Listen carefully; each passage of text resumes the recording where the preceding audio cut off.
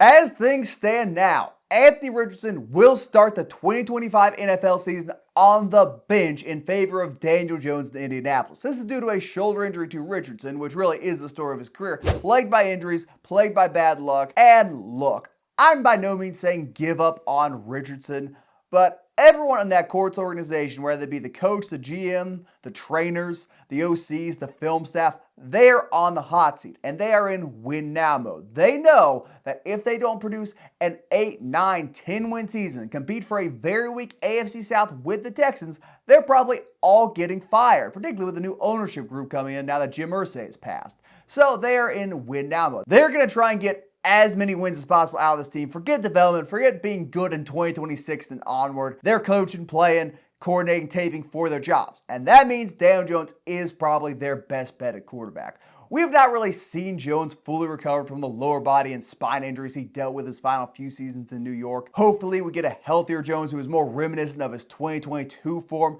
this next season. But if he can just play all right, not shoot his team with a foot like Richardson did, he can hand the ball off. He can get the ball in Michael Pittman's hands, get the ball to his quality tight ends, just let Jonathan Taylor run for 1,800 yards. This Colts team can be pretty good. They're definitely talented enough on the offensive and defensive lines to be good. So I think Daniel Jones is the right choice moving forward.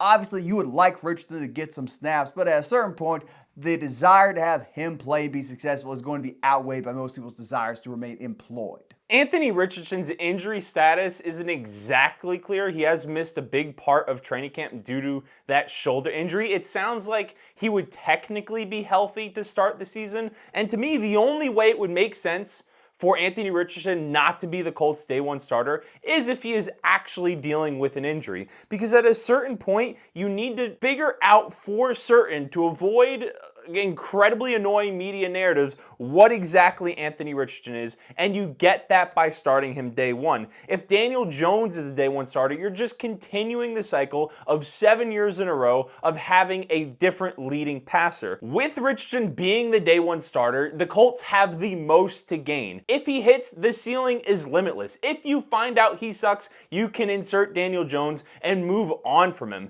If he gets injured again, you can also move on from him because at this point, he can't stay healthy. So I think when it comes to all things being equal, both players being healthy, I think Anthony Richardson should be the day one starter given health. You're absolutely wrong about the media narrative thing, because if he goes up there week one after being limited majority of the offseason, the narrative is going to be, oh, he didn't get a full training camp, he didn't get experience with his OC. Give him even more time. He had a bad start to the season. The ship has already sailed in terms of Anthony Richardson being an all-right healthy player for this season. That time has passed. This is a man who needs as many snaps as possible, who's already going to be missing a ton of reps before the season even starts. Kind of the issue with Shamar Stewart. He is a developmental player who's just not going to have the time to develop. And going into year 3, I'm sorry, you got to get in the VR room like Jaden Dales and JJ McCarthy did. You got to do something off the field while you're injured to remain healthy, remain active, get mentally there. You're also speaking in a vacuum like, oh, the most upside possible. The Colts really don't care about upside right now from the quarterback position. They just care about the floor. And the floor with Richardson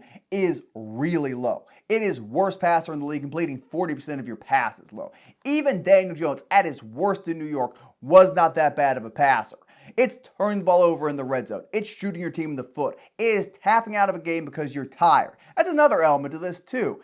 If you just give Richardson the starting job and Daniel Jones is outperformed him in training camp, you are going to immediately lose the locker room, which from the sounds of things is already kind of lost, 1 foot in, 1 foot out in Indianapolis. You have to have this be some form of meritocracy in that quarterback room, and I think Daniel Jones will win that battle. Well, in specifics to Daniel Jones, we do have the quote from Albert Breer when it comes to him potentially winning the quarterback job. Daniel Jones has had a really nice spring by all accounts in picking up Shane Steichen's offense in Indy. Even if Richardson is cleared for the start of training camp, he may be chasing Jones for the Colts starting job. And I would like to caution the Colts organization and Shane Steichen one thing, considering I've seen Daniel Jones on the New York Giants for several years, reports heading into the season, the way he played during the regular season, and it is not a new thing that Daniel Jones looks good in training training camp. He has the physical traits. He's able to complete balls accurately in practice. He doesn't have the biggest arm, but he has a decent enough arm, so of course he's going to look good in practice. He went to Duke. We know he's an intelligent quarterback. He's able to learn an offense. Those are all things he's able to do. But when it comes on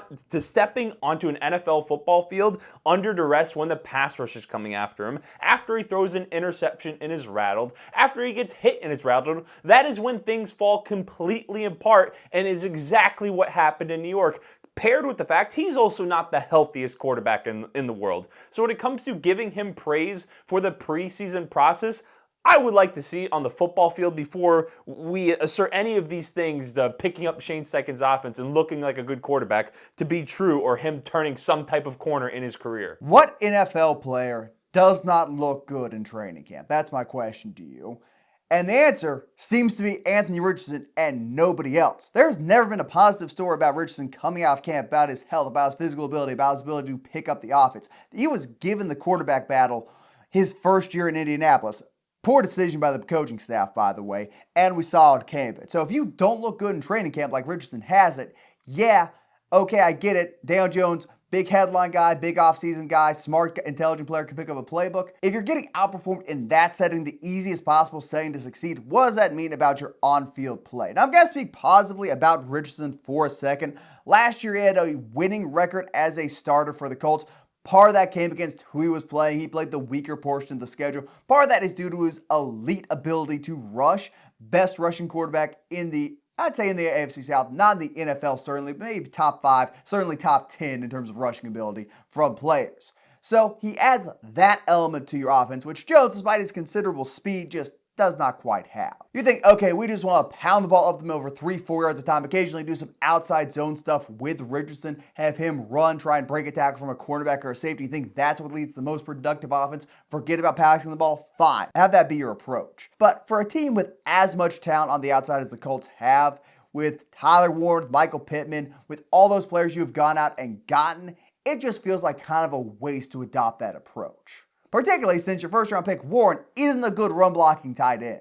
There seems this team is going in multiple different directions, and neither of them are really designed for Richardson to succeed. I kind of disagree that he can't succeed if he's able to actually develop and continue to progress. I mean, when you have all of those receiving options, you have a very good running back. There were some offensive line pieces that have left the building in the offseason, which you hope the Colts organization can replace, whether it is Richardson injury prone or Jones injury prone, who they are trying to protect. So I think that's maybe a bigger question mark that hasn't necessarily been addressed by the Colts, regardless of who's starting at quarterback. But I think the things are in place if he were to be successful, having some of those big possession targets, having those deep threats like an Alec Pierce, having Jonathan Taylor in the backfield. I just don't think the ceiling that Daniel Jones potentially offers you, or the higher floor that he offers you compared to Richardson, is worth starting him week 1 versus what starting Richardson week 1 would mean, even if he fails for 2 or 3 weeks. The problem is he's playing in a weaker division where the winner is probably going to have,